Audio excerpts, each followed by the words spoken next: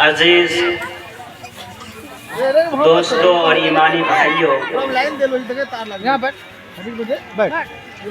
میں اپنے آپ کو واقعتاً بہت ہی زیادہ سعادت مند اور خوش نصیب سمجھ رہا ہوں کہ میرے درمیان اسٹیج پہ تشریف فرما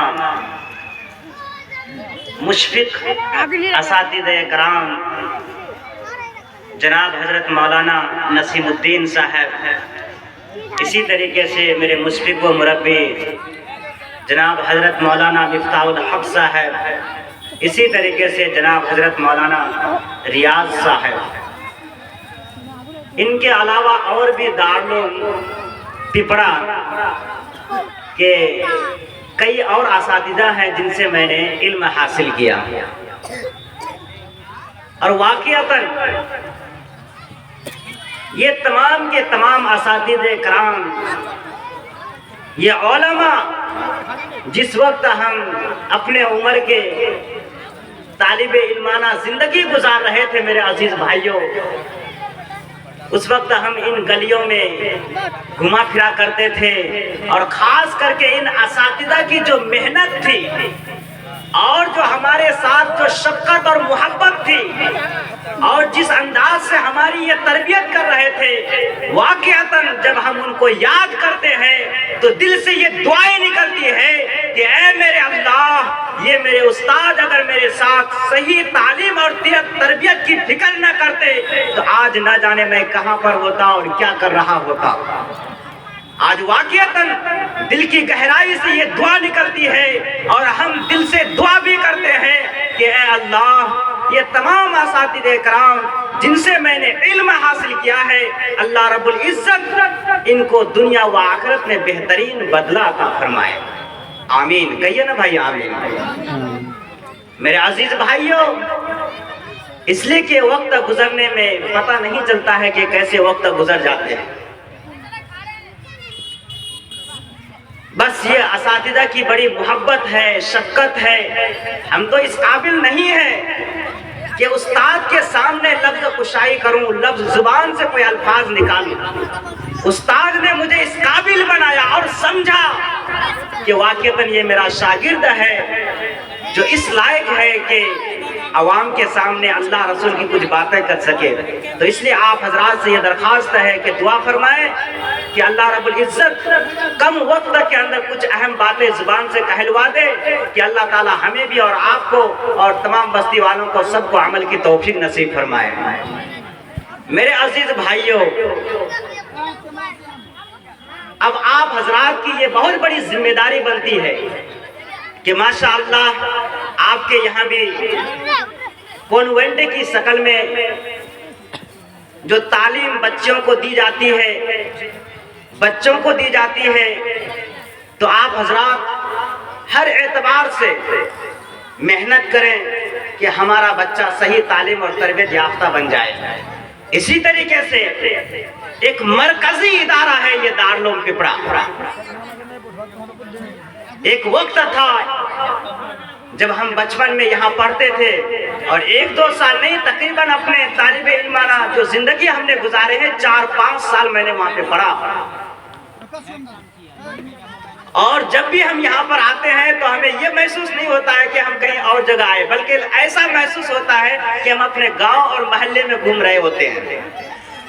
اور یہ ہمارے ابھی جو حافظ وصیف الرحمان صاحب نے جو نعت پڑھے، یہ سب ہم لوگ طالب علمانہ زندگی کے ایک ساتھی تھے۔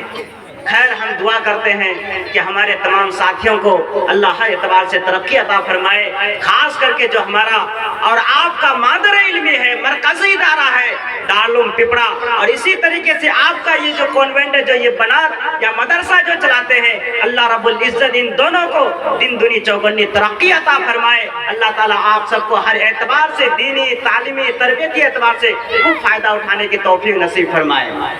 میرے عزیز بھائیوں، ابھی آپ حضرات کے سامنے قرآن کریم کی جو آیت پڑھی ہے،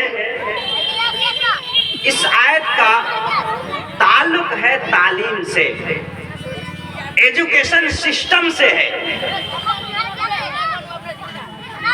اس لیے کہ جتنے بھی نبی انبیاء آئے اللہ رب العزت نے سارے نبیوں کو علم کی دولت سے، نبوت کی دولت سے نوازا ہے۔ حضرت آدم علیہ السلام کے بارے میں آیا اور اللہ نے قرآن کے اندر فرمایا وَعَلَّمَ آدَمَ الْأَسْمَاءَ كُلَّهَا کہ اللہ رب العزت نے حضرت آدم علیہ السلام کو بھی ناموں کا علم سکھایا۔ جتنے بھی نبی آئے سارے کے سارے نبیوں نے کتابوں کا علم اللہ نے ان کو دیا، اور پھر وہ سارے کے سارے نبیوں نے اپنی امت کو اللہ کے بندوں تک پہنچانے کی ہر اعتبار سے کوشش کی۔ تو اس لیے ہم سب ارادہ کریں یہاں پر بیٹھ کر کے کہ انشاءاللہ خود بھی علم حاصل کریں گے، اپنے بچوں اور بچوں کے لیے صحیح تعلیم اور تربیت کی فکر کریں گے نا بھائی انشاءاللہ۔ میرے عزیز بھائیوں، 1400 سال پیچھے ہم لوگ چلتے ہیں، کہاں؟ سعودی عرب، مکہ۔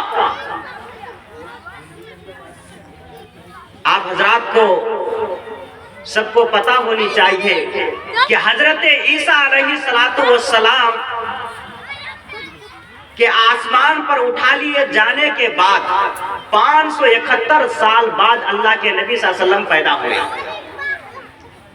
لیکن اس سے پہلے جو انبیاء آئے اور گزر گئے، حضرت موسیٰ علیہ السلام پر جو کتابیں اتری تھی توریت، حضرت عیسیٰ علیہ السلام پر جو کتابیں اتری تھی اس پر انجیل، یہودی اور عیسائی آخری نبی جناب محمد الرسول اللہ صلی اللہ علیہ وسلم کے دنیا میں آنے کا انتظار کر رہے تھے کہ وہ آخری نبی کب پیدا ہوں گے، کہاں پیدا ہوں گے؟ بولیے بھائی، کب پیدا ہوں گے اور کہاں پیدا ہوں گے؟ اس لیے کہ کئی ہزار نبیوں کو اللہ رب العزت نے یہودی اور عیسائیوں کے خاندان میں پیدا کیا تھا، تو وہ لوگ اس انتظار میں تھے کہ آخری نبی محمد جو پیدا ہونے والا ہے وہ ہمارے ہی خاندان میں پیدا ہوں گے۔ اور دیکھیے خود حضرت عیسیٰ علیہ السلام نے یہ خوشخبری بھی دے کر چلے گئے تھے۔ کیا خوشخبری دیے تھے میرے عزیز بھائیوں؟ قرآن کو پڑھیے تو پتا چلے گا۔ وَمُبَشِّرًا بِرَسُولٍ يَأْتِي مِن بَعْدِهِ اسْمُهُ أَحْمَدُ کہ حضرت عیسیٰ علیہ السلام نے اپنے امتیوں کو یہ بتا دیا اور کہا کہ اے بنی اسرائیل، میں تمہیں خوشخبری دے رہا ہوں، میرے بعد ایک ایسا نبی پیدا ہوگا جس کا نام احمد ہوگا۔ کیا نام ہوگا بھائی؟ من بعد اسمہ احمد۔ اب وہ لوگ انتظار کرتے رہے یہاں تک کہ 571 سال گزر گئے۔ اس کے درمیان پوری دنیا کے اندر اتنی بے حیائیاں، برائیاں پھیل گئی، چاہے وہ چین ہو، چاہے امریکہ ہو، چاہے یورپ ہو، چاہے آسٹریلیا ہو، چاہے وہ ایشیا کے کوئی بھی ملک کیوں نہ ہو، ساری دنیا کے اندر اتنی بے حیائیاں، برائیاں پھیل گئی۔ اب وقت تھا آخری نبی کے دنیا میں آنے کا۔ میرے عزیز بھائیوں، اب دیکھ لیجئے اللہ رب العزت کے چاہت کے مطابق اپنے نبی کو کہاں پر اتارا بھائی؟ اتارا کیا؟ کہاں پہ پیدا کیا؟ اس لیے کہ جتنے بھی نبی آئے ہیں تو سب کے سب پیدا ہی تو ہوئے ہیں نا۔ تو آخری نبی محمد صلی اللہ علیہ وسلم کی ولادت ہوتی ہے، پیدائش ہوتی ہے